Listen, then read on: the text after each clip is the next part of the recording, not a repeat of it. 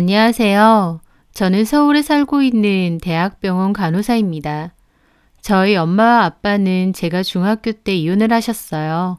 성격 차이가 심했고 서로 찬바람이 불 정도로 남남처럼 사시다가 결국 이혼하셨죠. 엄마는 다른 분과 재혼을 하셨고 저는 아빠와 함께 살았는데요. 그러다가 제가 고등학교 때 아빠도 재혼을 하셨습니다. 아빠 재혼하신 새엄마도 딸이 하나 있었어요. 이름은 민주였는데 성격이 밝고 착하고 해맑았습니다. 비록 같은 뱃속에서 태어난 동생은 아니지만 저와 민주는 친자매 이상으로 아주 잘 지냈어요. 특히나 민주가 저를 많이 따르고 좋아했죠. 재혼 가정이긴 하지만 아빠와 새엄마도 사이가 좋았고 저도 민주와 잘 지내다 보니 괜찮았습니다. 그러다가 저는 간호대학으로 진학을 하면서 원래 살던 고향을 떠나오게 되었습니다. 학교 졸업 후엔 서울에 있는 대학병원에서 근무를 하게 되었고요. 서울에서 자리를 잡은 저는 결혼도 하게 되었습니다. 남편은 투자회사에서 근무를 하고 있었고 친하던 선생님 소개로 만나게 되었죠.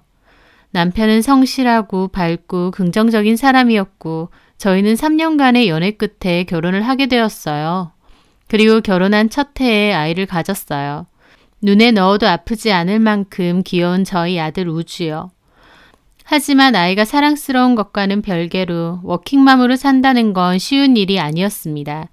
병원 일에 아이 키우고 정말 눈코 뜰 새 없이 바빴거든요. 아이 낳고 1년 뒤 복직을 했는데 그때 하루가 어떻게 가는지도 모르게 정신없고 바빴던 때였죠. 제가 일을 해야 되다 보니 아이는 하루 종일 어린이집에 맡겨야 했는데 간혹 감기에 걸려서 등원을 못하거나 공휴일 같은 게 걸려서 못 보내게 되면 저만 어떻게 해야 하나 발을 동동 굴려야 했어요. 시댁이나 친정 모두 멀리 사시다 보니 도움받을 곳도 없어서 시터를 쓸 때도 있기도 했어요. 하지만 시터 구하기도 힘들고 겨우 구해도 오래 일을 안 하시는 경우도 많았습니다. 시터 비용도 만만치 않았고요. 그렇다 보니 또 저와 남편이 번갈아서 아이를 봐야 했고 하루하루가 정말 정신없고 바빴어요. 그맘때 고향에 있던 동생 민주가 올라오겠다고 했는데 저는 너무 다행이다 싶었습니다. 민주는 고향에서 가까운 대학을 다녔고 졸업 후에는 공무원 시험 준비를 한다고 했었어요. 근데 새엄마는 민주더러 공무원 시험 준비 그만하고 그냥 시집이나 가라고 자꾸 선자리 같은 걸 알아오더래요. 민주가 나이가 아직 어린데요. 그래서 민주는 저에게 서울로 올라와서 시험 준비를 하고 싶다고 했습니다. 저희 집에서 지내면서 대신 저희 아들인 우주를 자기가 돌봐주는 게 어떻겠냐면서요. 고양이 손이라도 빌려야 될 정도로 허덕였던 저는 동생의 제안이 너무 기뻤어요. 저는 당연히 좋다고 올라오라고 했습니다. 저희 아들이 어린이집에 가 있는 낮 시간 동안 동생은 자기 방에서 공부를 했어요. 그리고 아들이 하원할 때가 되면 픽업도 해주었고 그때부턴 저나 남편이 올 때까지 아이를 돌봐주었습니다. 제가 3교대라 근무 시간이 좀 들쑥날쑥한 편이었는데 동생이 저희 아이를 맡아주다 보니 얼마나 마음이 편하던지요. 당연히 남편도 찬성했습니다. 그렇게 동생이 올라와서 지내면서부터는 저도 훨씬 마음에 여유가 생기고 좋았어요. 그리고 동생과 지내는 것 자체도 재밌었죠. 쉬는 날에는 동생과 함께 맛있는 것도 해먹고 이런저런 수다도 떨게 되니 참 좋더라고요. 민주야, 너 올라와서 너무 좋다. 진짜 고마워. 나야말로 고맙지 언니. 집 제공해줘, 먹고 자게 해주고 매달 용돈도 두둑히 주고. 마음 같아선 더 주고 싶다 야. 이 정도면 충분해. 근데 나 만약 이번 연도 시험 합격하면 그땐 어떡할 거야? 내년부터는 오후에 태권도 학원 보내면 돼. 너는 요새 공부는 좀 잘 돼? 그냥 낮 시간 동안은 집중해서 하려고 하고 있어. 이번에도 합격 못하면 엄마가 그냥 내려와서 결혼이나 하라는데 진짜 싫어. 너 이번에 꼭 붙어야겠다.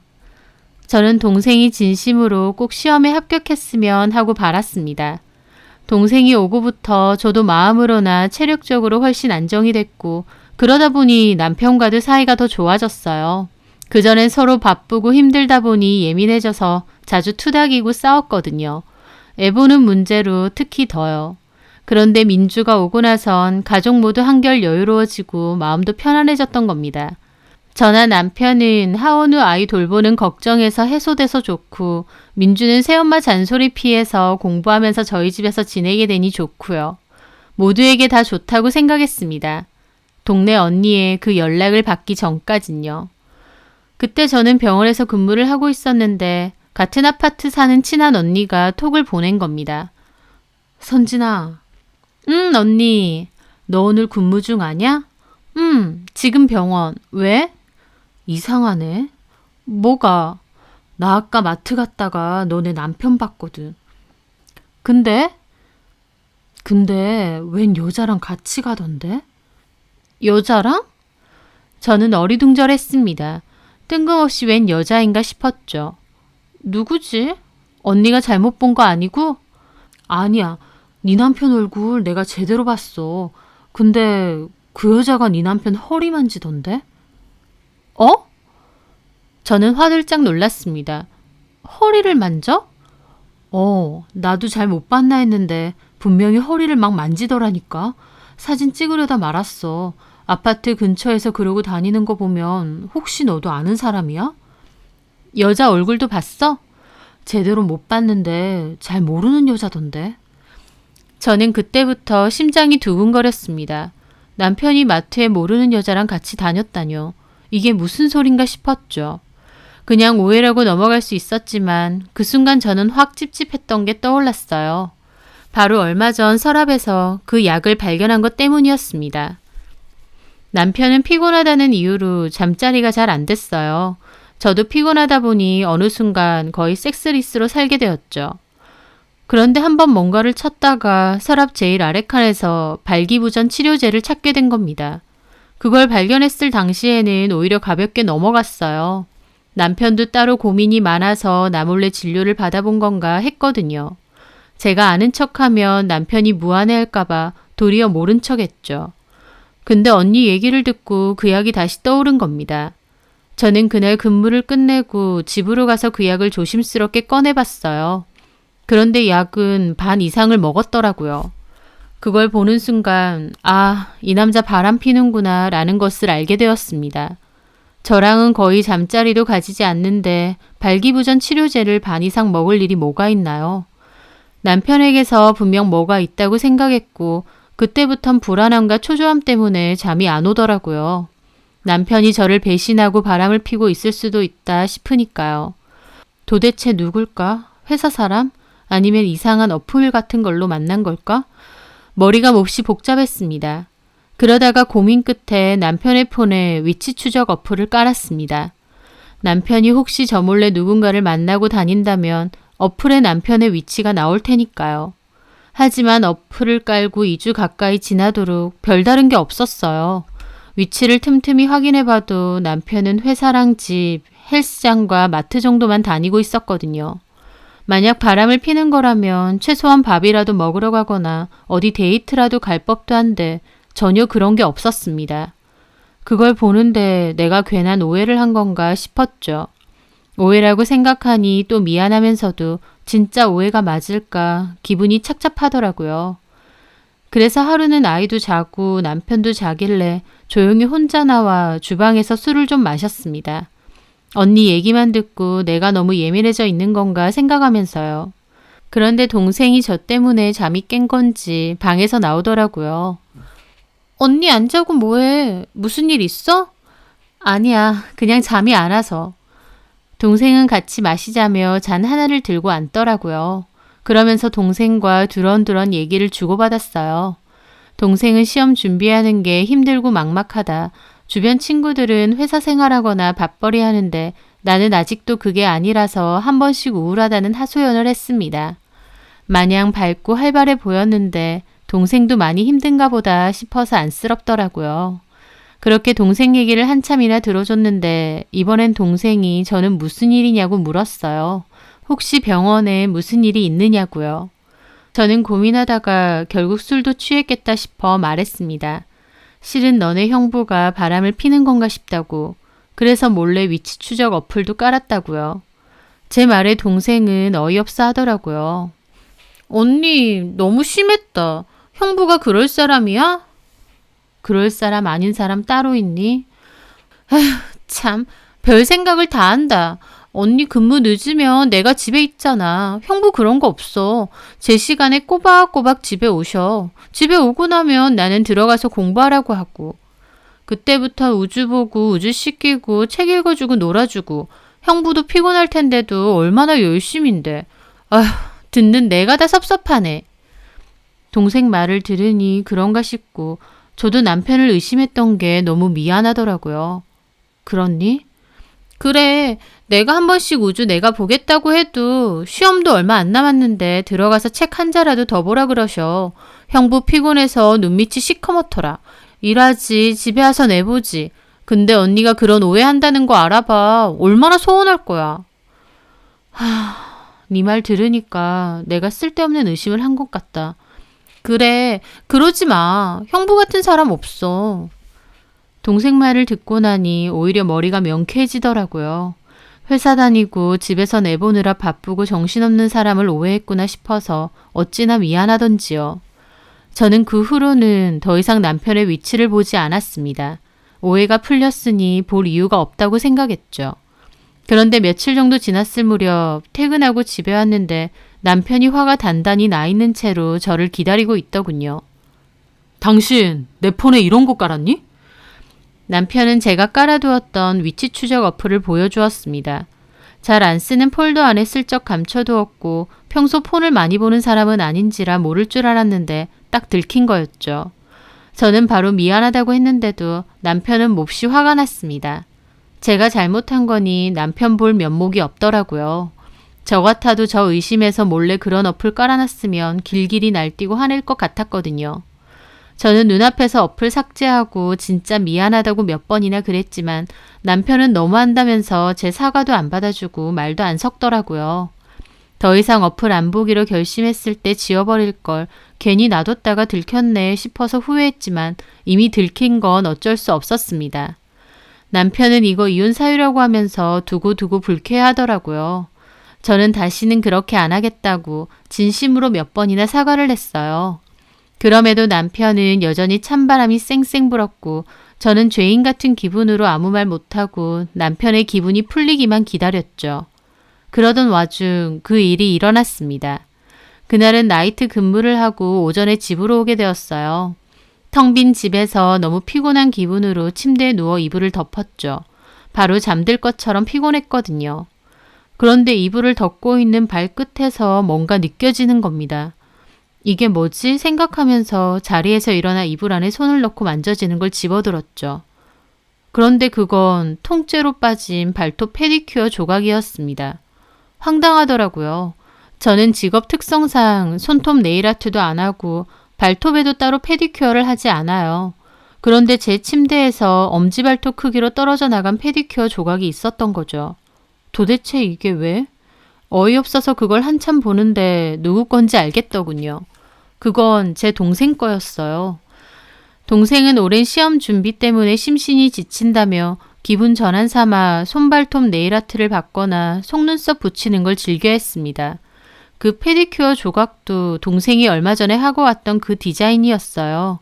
색깔이 워낙 쨍하고 예쁘길래 동생에게 잘 어울린다고 생각했거든요. 참 이상하더라고요. 평소에 동생은 저희 안방에 절대 안 들어오거든요. 아이와도 거실에서만 생활하고요. 저희 방 들어올 땐 꼭 노크를 할 정도로 같은 집 살아도 조심하는 편이었어요.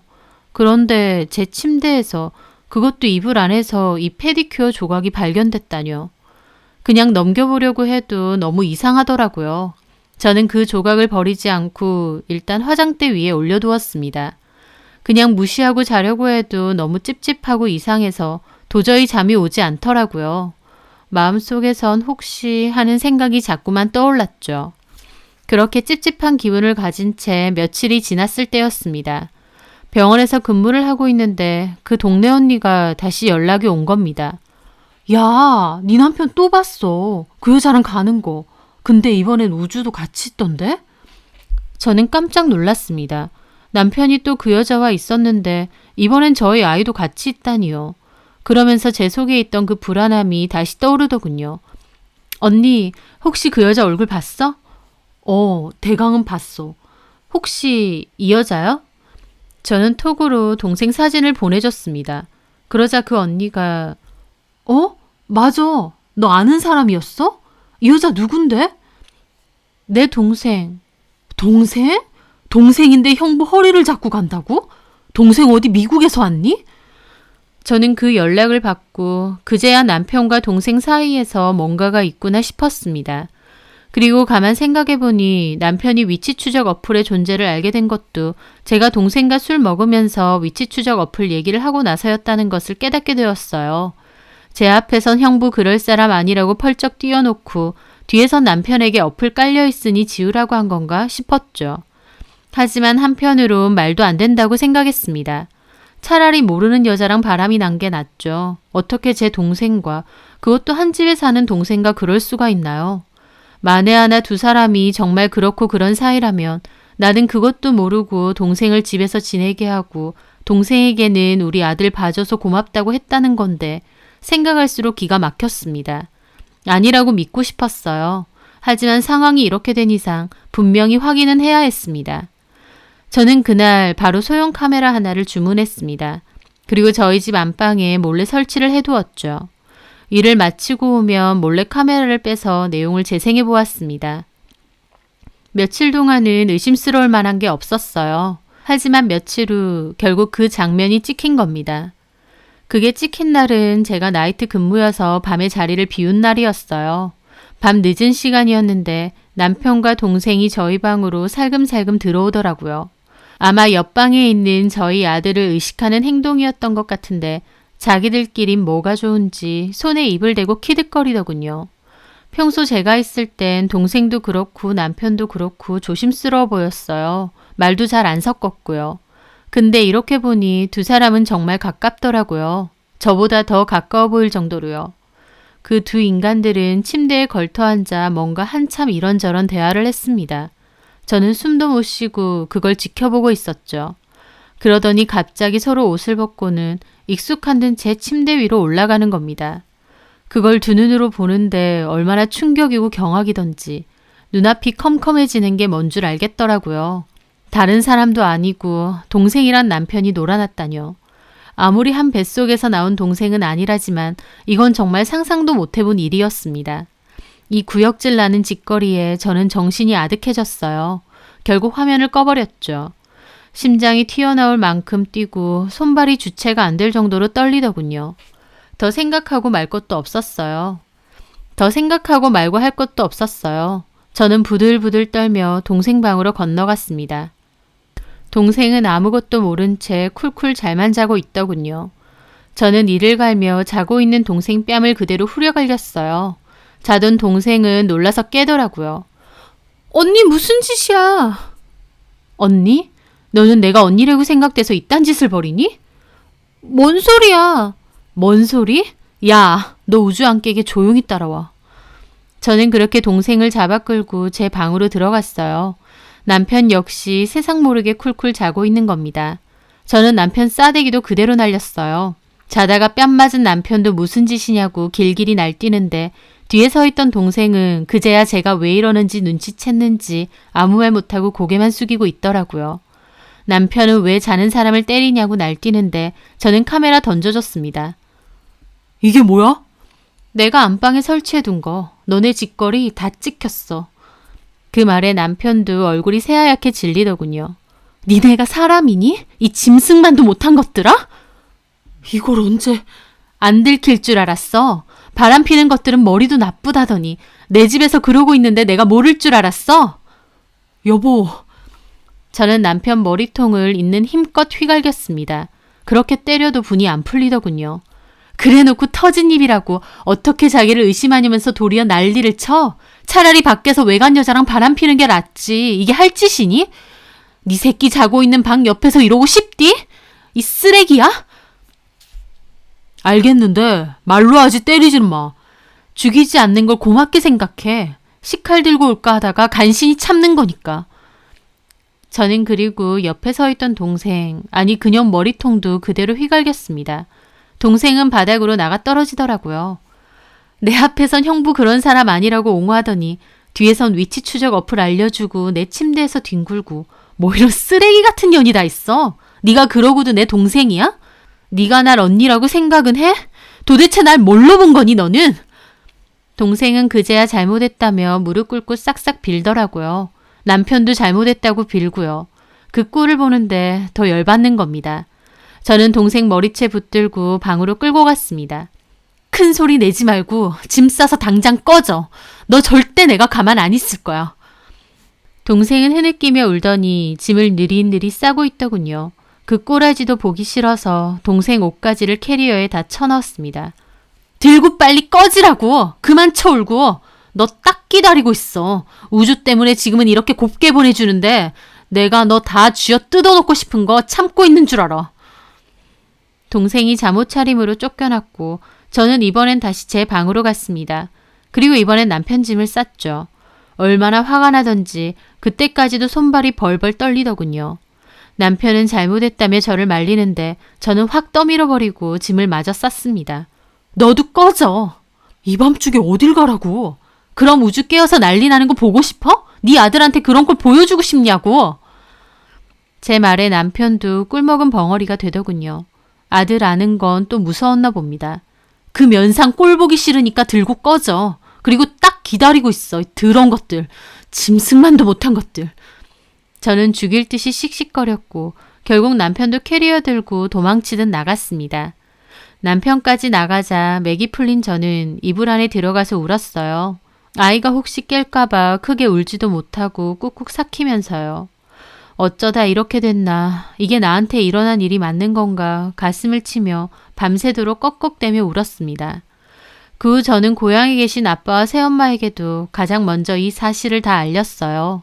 동생은 저한테 쫓겨나고 바로 고향집으로 내려간 모양인데 제가 곧장 아빠에게 다 얘기했죠. 제 얘기를 들은 아빠도 기함하면서 동생 가만 안 둔다고 하는 걸 새엄마가 겨우 뜯어 말렸다고 했습니다. 그 과정에서 아빠와 새엄마도 심하게 다투셨다고 했고요. 저는 아빠에게 그 기집애 상간소송 진행할 거라고 했어요. 그걸 들었는지 새엄마 전화와서 그래도 동생인데 한 번만 봐달라며 재고 시험도 칠 거고 아직 나이도 어린데 그런 소송을 걸면 어떻게 하느냐는 겁니다. 아무리 제가 친자식이 아니라지만 참 너무하더라고요. 새엄마, 그러시는 거 아니에요. 동생이라고 믿었던 새엄마 딸이 제 남편하고 놀아났다고요. 저는 그것도 모르고 우리 애 돌봐줘서 고맙다고 밥 주고 옷 사주고 용돈까지 줬어요. 새엄마 딸 인생만 중요한가요? 저는 새엄마 딸 때문에 인생이 통째로 망가졌는데요. 조금이라도 자식 위한다면 시험 걱정할 게 아니라 자식 사람부터 먼저 만드세요. 저는 그렇게 전화를 끊었습니다. 그리고 남편에게도 이혼소송과 상간소송 건다고 전했어요. 남편은 저희 병원까지 쫓아와서 잘못했다고 우주만 생각하라며 손이 발이 되게 빌더라고요. 너 변태니? 짐승이야? 와이프 동생이랑 그러고 싶디? 생각할수록 소름 끼쳐. 미안해. 그냥 단순한 호기심이었어. 이렇게까지 될 줄 몰랐어. 호기심 같은 소리 하네. 너나 이민주 그년이나 둘 다 돌았어. 제정신 아니야. 인간이길 포기했다고. 한 번만 봐줘. 다시는 안 그럴게. 이건 그렇게 넘어갈 일이 아니야. 다른 사람도 아니고 입에 올리기도 더러워. 끔찍하다 진짜. 저는 남편을 뿌리쳤습니다. 그리고 바로 시댁에도 이 사실을 알렸어요. 그런데 시댁에서는 처음엔 오히려 저를 더 나무라는 겁니다. 그러게 왜 친동생도 아닌데 한 집에서 같이 살게 하느냐면서요. 남녀가 그러고 오래 붙어 있으면 정분 안 나겠냐는 개소리와 함께요. 참 기가 막히더라고요. 친동생 아닌 동생이랑 살면 그렇게 해도 된답니까? 자기 아들 유부남인 건 까먹었나 보죠? 결국 시댁 식구들은 정말 남이구나 다시 한번 깨달았죠. 저는 다 필요 없고 이혼소송, 상간소송 다 진행할 거라고 못 박아두었습니다. 증거 확실하니 소송 결과는 불보듯 뻔하고 양육권, 친권도 다 제가 가질 거라고 했고요. 시부모님도 처음엔 오히려 뻔뻔하게 제 탓하더니 나중에는 미안하다고 한 번만 봐주라면서 애 생각은 안 하냐고 붙잡더군요. 애 생각한다는 사람이 애 있는 집에서 그런답니까? 생각할수록 시댁 식구들까지 몽땅 상종도 못할 인간들이다 싶었어요. 저희 아빠는 그 일로 새엄마와 사이가 크게 틀어져서 결국 별거하기로 하셨어요. 저희 집에서 쫓겨나서 동생녀는 새엄마랑 둘이서 살게 됐다고 하고요. 그리고 저는 상간소송도 그대로 진행하기로 했습니다. 번갈아서 저한테 전화 오고 문자로 자꾸 잘못했다고 하는데 듣기 싫어 다 차단해버렸습니다. 남편과는 이혼소송, 상간소송 진행하기로 했는데 증거가 워낙 확실하다 보니 남편도 처음에는 변호사 구하고 대응을 하려다가 나중에는 포기하더라고요. 합의 보자고 여러 번 매달렸지만 그러고 싶지 않다고 해서 결국 최종 판결문까지 받아냈습니다. 그 소송 기간이 제가 살면서 가장 힘들었던 때였어요. 직장 생활하면서 또 아이 돌보면서 틈틈이 변호사 사무실 다니면서 소송 진행 관련 상담하고 살도 엄청 빠지고 스트레스를 너무 받아서 대상포진도 한번 왔었죠. 가끔은 그것들이 잘못했는데 왜 내가 이런 개고생을 하고 마음고생을 해야 하나, 왜 내가 이렇게 아파야 하나 눈물이 쉴 새 없이 흐를 때도 많았습니다. 무엇보다 아이에게 이루 말할 수 없을 정도로 미안했고요. 최종적으로 제가 승소를 하고 모든 소송이 마무리가 됐지만 제 마음은 참 허무하고 여전히 힘들더라고요. 결국 나에게 남은 것은 뭔가 싶었으니까요. 남편과 이혼하고 동생 잃어버리고 배신당하고 생각할수록 정말 지치고 비참했죠. 하지만 그렇다고 다시 돌아간다 한들 참고 넘어갈 수 있는 일도 아니었습니다. 저를 가장 힘들게 한 건 자책이었어요. 이렇게 될 줄은 모르고 동생을 집에 오라고 한 거요. 동생을 믿었고 남편도 믿었어요. 그 바보 같은 순진함이 결국 일을 이렇게 만든 건가, 원인은 내가 제공한 건가 라는 생각 때문에 특히 더 힘들더라고요. 그래서 저는 그럴 때마다 제 마음을 자꾸만 다잡았습니다. 동생 집으로 불렀다고 무조건 바람 피우는 것도 아니고 그것들은 그럴만해서 그런 거다. 언제고라도 나를 배신할 것들이다 라면서요. 내 잘못이 아니다라는 걸 정말 수도 없이 상기하고 또 상기했습니다. 가족에게도 남편에게도 배신당했는데 저까지도 저를 미워하고 다그치면 너무 슬프잖아요. 한 치 앞도 모르는 게 사람 인생이고 제가 이렇게 될 줄 알았나요? 그때는 그게 최선인 줄 알았던 거였죠. 내 잘못 아니다. 배신하고 바람핀 그것들이 찢어 죽일 것들이고 밟아 죽일 것들이다. 그렇게 생각하기로 했습니다. 그리고 나는 내 나름대로 이 역경을 잘 견뎌낸 거다. 독하게 마음먹고 잘 버틴 거다라며 저를 많이 다독여 주었습니다.